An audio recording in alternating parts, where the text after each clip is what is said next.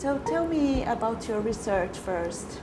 Okay, so I started my PhD, well, I graduated in 2012, and my PhD focus was on screening Jamaican natural products for potential anti-cancer properties.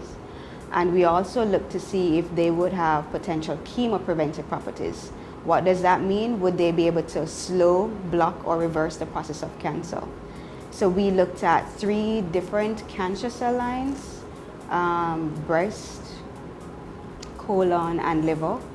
And we were also able to test or to look at normal colon cells. At the end of that research, it was clear that several of our Jamaican natural products were more effective, some of them comparably effective, to killing the cancer cells to those chemotherapy drugs that are now used, because we compared the efficacy of current drugs.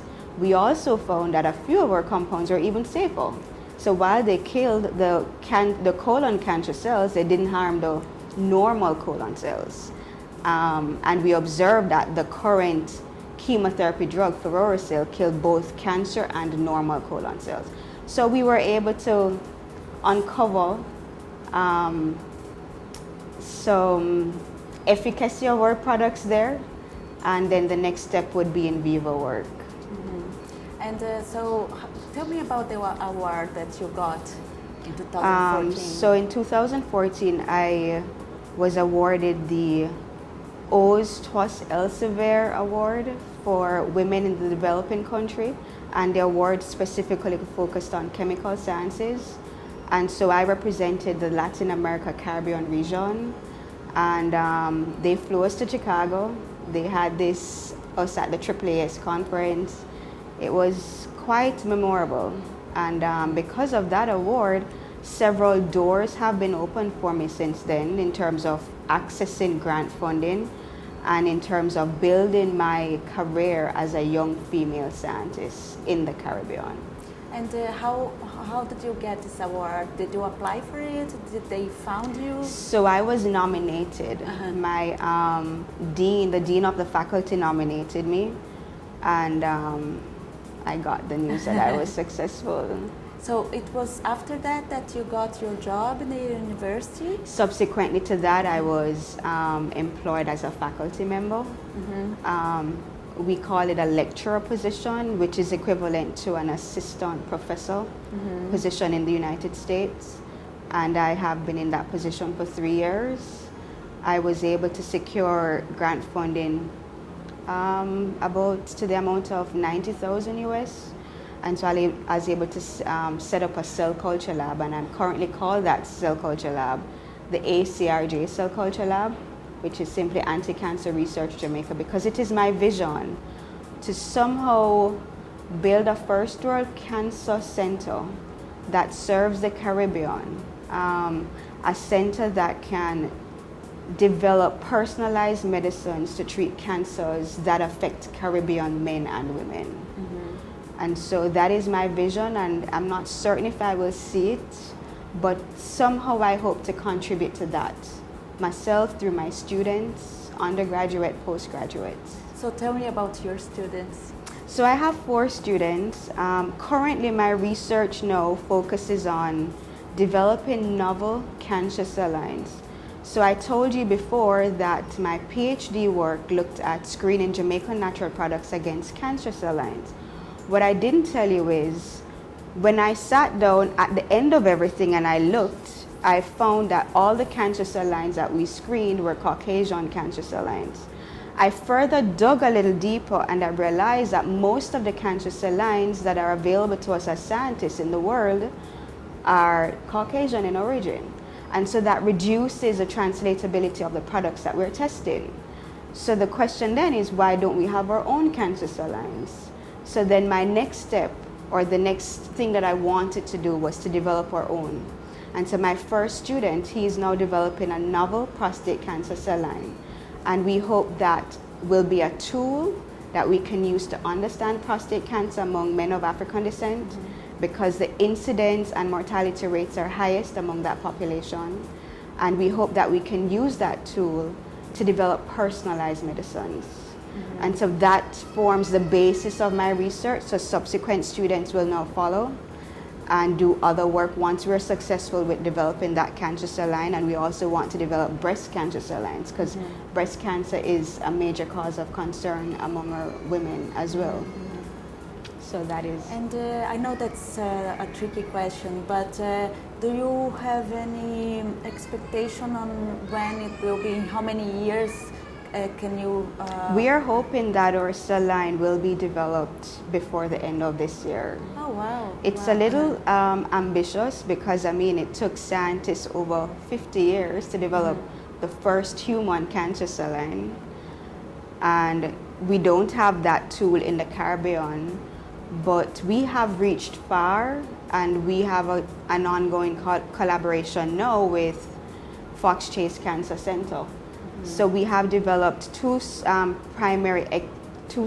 prostate cancer extended explants, and the next step now is to immortalize those cells. Once they have been immortalized, characterized, authenticated, we can safely say, hey, we developed the first cell line. So I'm hoping by the end of this year, but this is science. Anything can happen. Yeah, and if it doesn't happen, we just have to keep on going until we get success. Yeah. So tell me about your textbook. Okay, so when I won the award, prior to that, I had developed an outline for a pharmacognosy textbook. You see, while I was doing my PhD, I was also teaching pharmacognosy. And at the time, I was dissatisfied with the resource material that was given to me. And so I went home and I was telling my husband that, I'm not so happy with the textbook. And he said, why don't you do your own? And I laughed to myself. I'm like, what do I know about doing a textbook? I am not even finished with my PhD. And so I developed an outline, and I recognized that one of the awardees for this award was Elsevier. So I used that as an opening, and so I contacted Elsevier, and then through several discussions, they looked at the outline and they were happy with it. And it was further refined, sent to several international experts in the field, and here we are a couple of years later. It's published, and so when exactly it was published? It was published December 2016. And it's a compilation of contributions from 70 experts in the world. And I co-edited it with my former PhD supervisor, Dr. Rupika Delgado. Yeah, so tell me a bit about your background, because you mentioned the doctorate, but is it in chemical or what? So my PhD is in biochemistry. I also have a bachelor's in biochemistry, a master's of philosophy in biochemistry, and I also have an MBA in international relations, and I got that in London. Oh yeah, so that one was in London. In which university? I got it through the University of Wales. And the rest of your background was in Jamaica? Jamaica, right. Okay, and can I ask your age?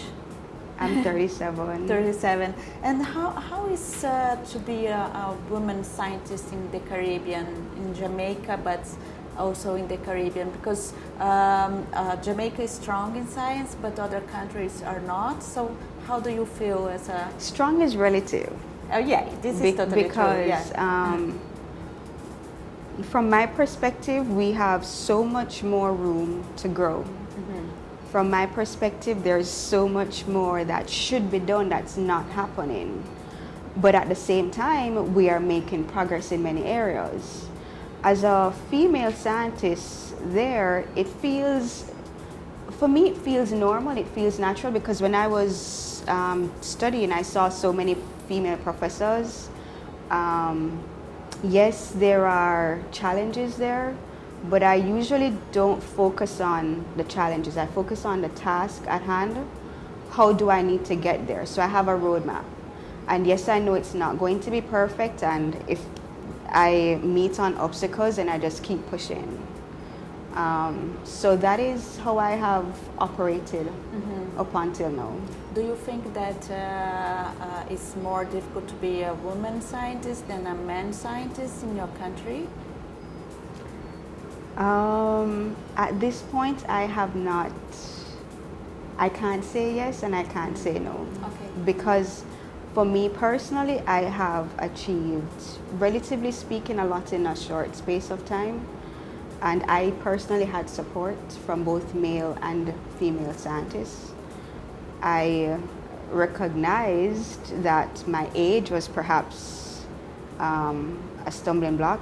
Some persons might think you're too young, you're progressing too quickly.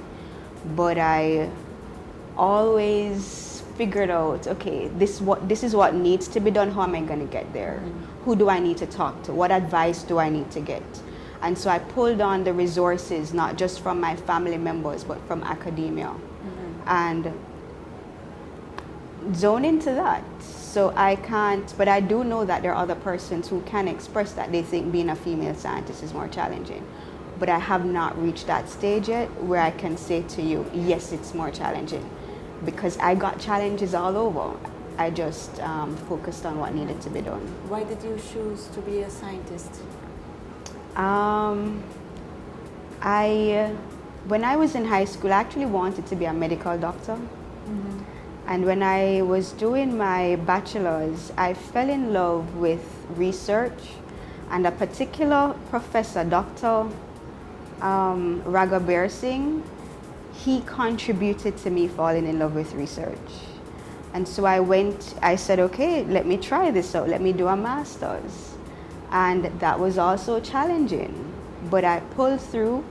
I was able to get it in 2 years, and for us that's very fast, and also get several peer-reviewed publications from that work. And even though I experienced numerous challenges doing that, I recognize that I loved it.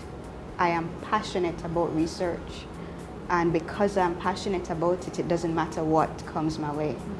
Tell me about your foundation. So I started a foundation January last year that is called the ACRJ Foundation, and it is geared towards helping persons who have dropped out of high school for whatever reason, pregnancy, you got expelled because you're fighting, whatever the reason is. And we are hoping to help them to go back and get Caribbean Secondary Examination certificates so that they can become employable, so that they too can realize their dreams and not just be left along the wayside. So we have raised around 90,000 US already, and we have 2 students enrolled in our program. We're also offering mentorship to these students. I think it's important as we strive to achieve the best in our career that we give back. So this is about teenagers, women. It's about not just teenagers. It could be women in their men and women in their 20s, 30s, as long as they would fit our eligibility profile. So we have a website, the acrjfoundation.org.jm website. Persons can go on and read up more about us. Okay, thank you so much. You're welcome.